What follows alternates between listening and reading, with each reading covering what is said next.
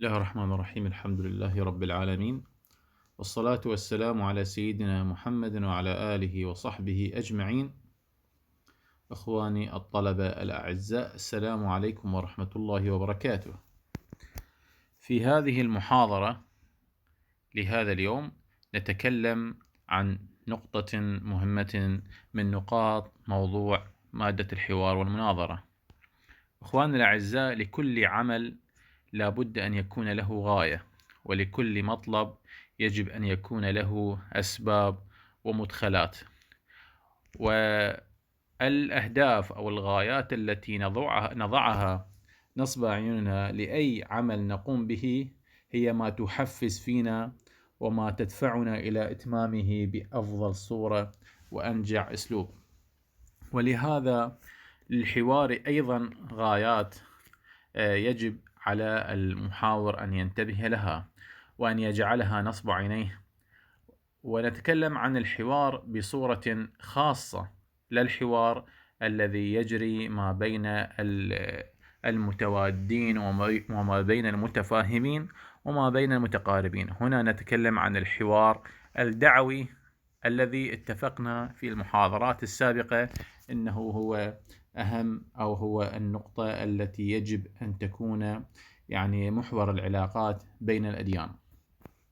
ولهذا أخواني الأعزاء، الغاية من الحوار هو في الحقيقة إقامة الحجة ودفع الشبهة والفساد من القول والرأي، فهو تعاون من المتناظرين على معرفة الحقيقة والتوصل إليها لكشف كل طرف ما خفي عن صاحبه، والسير كلاهما إلى طريق من خلال الأدلة والاستدلالات ومن خلال المحاورات والطرح الآراء من أجل الوصول إلى الحقيقة التي تخدم الطرفين.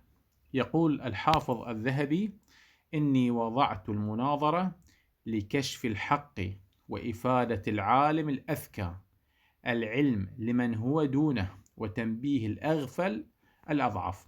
ولهذا أخواني الأعزاء، نفهم من هذا القول إن المناظرة أو المحاورة هي في الحقيقة جاءت لكشف حقائق الأمور بعد أن التبست ما بين المتحاورين، وإفادة العالم أو الذي يحاول أو الذي نجح في إقناع محاوره المقابل هو محاولة إفهام الطرف الآخر أن المسألة والحقيقة تكون بهذا الاتجاه، وتنبيه الغافل وإرجاعه إلى الصواب. وهناك عدة غايات تفصيلية أو على شكل نقاط وضعها العلماء، منها إيجاد الحل الأوسط الذي يرضي الطرفين المتحاورين. النقطة الأخرى التعرف على وجهات النظر، وهو هدف تمهيدي هام. أخواننا الأعزاء، في هذه النقطة نلاحظ أن التعرف على وجهات النظر هو يعد هدف مبدئي أو غاية أولية. هنالك غايات كما في الأهداف العامة وأهداف الخاصة، أو أهداف سلوكية أو أهداف بعيدة الأمد أو أهداف قصيرة الأمد. هذا في الدراسات أو في المحاضرات التي تدرس في مناهج طرائق تدريس. هنالك هدف لكل محاضرة، وهنالك هدف لكل مادة ولكل فصل، وهنالك هدف لكل سنة دراسية.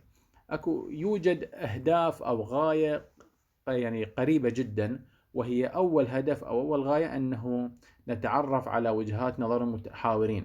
ثم بعد ذلك يعد الهدف النهائي أو الغاية النهائية هي من أجل إيصال الحق ومن أجل إحقاق الحق وإيضاح ما التبس ما بين المتحاورين. النقطة الأخرى البحث والتنقيب من أجل الاستقصاء والاستقراء في تنوع الرؤى والتصورات المتاحة من أجل الوصول إلى نتائج أفضل وأمكن ولو في حوارات تالية. ويجب البعد عن الحوار الذي أبعد ما يكون عن غايته.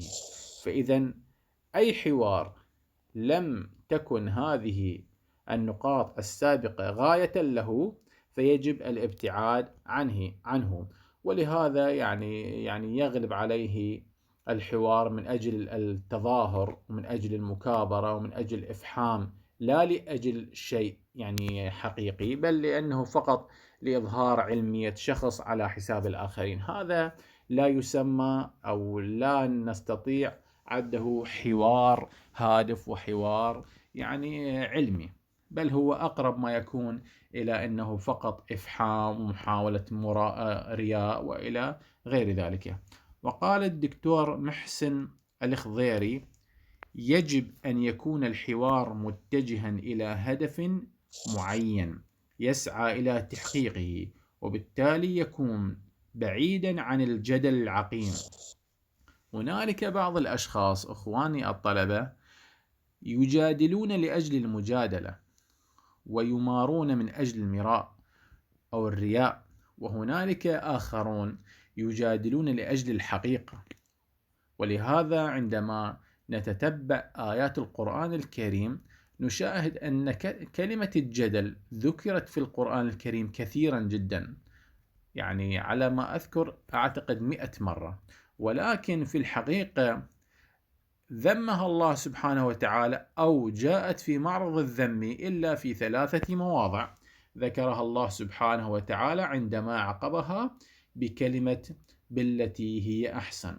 فإذا الجدل إذا كان من أجل غاية سامية وبالتي هي أحسن، وبغاية هو إيصال الحق وإفهام الخلق ومن أجل إحقاق العدل، فهذا جائز، وما عداه يعد جدلا أو حوارا أو مناقشة عقيمة. بل والذي لا يحقق عائدا وطائلا من ورائه هذا يعد أيضا جدل أو حوارا غير هادف. ومن ثم فإنه من المتعين وضع الهدف من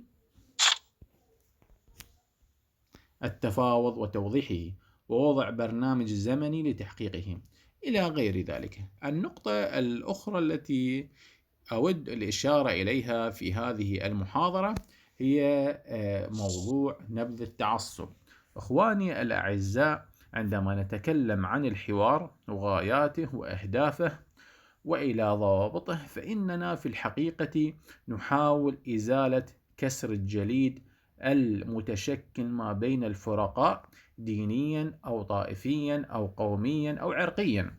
ولهذا يا إخواني الأعزاء، عندما لاحظنا قبل قليل قلنا النقطة الثانية هو إيضاح وجهات النظر. يعد إيضاح وجهات النظر هو غاية كبيرة جدا. ولهذا التعصب إخواني الأعزاء يقوم بصنع أسيجة ما بين المتخاصمين وما بين الفرقاء، لا نستطيع هدم هذه الأسيجة ولا إذابة هذا الجليد المتشكل ما بين الآخرين إلا من خلال الحوار، ومن خلال الاستماع إلى آراء الآخرين، ومن خلال تقبل وما يطرحونه من أفكار دون التعصب ودون الاستهزاء بها ودون إنكارها أو استئصالها. ولهذا لا بد للمحاور أن يكتسب شخصية سوية لا تتعصب لرأي، وإنما تبحث عن إقرار الحق والدفاع عنه. قال تعالى: فبما رحمة من الله لنت لهم ولو كنت فظا غليظ القلب لانفضوا من حولك فاعف عنهم واستغفر لهم وشاورهم في الأمر فإذا عزمت فتوكل على الله. لهذا يعلمنا سبحانه وتعالى ويوضح للنبي صلى الله عليه وسلم أن الرحمة وأن الحوار وأن تقبل آراء الآخرين والاستبشار في وجوههم ومحاولة كسب ودهم هو يعد أول نقطة أو أول خطوة من خطوات الحوار الناجح والدعوة الصادقة. ولهذا على المحاور أن يتكيف مع الحوار، وأن يكون هادئا يتميز بالصبر والأنات والتروي في إصدار الأحكام تلك التي ينبغي التقليل منها إلا بناء على الضرورة، ومن خلال منهج علمي واضح المعالم بين مقدمات وفرضيات ومعطيات ونتائج، دون الانصراف إلى الطرح العشوائي للأمور.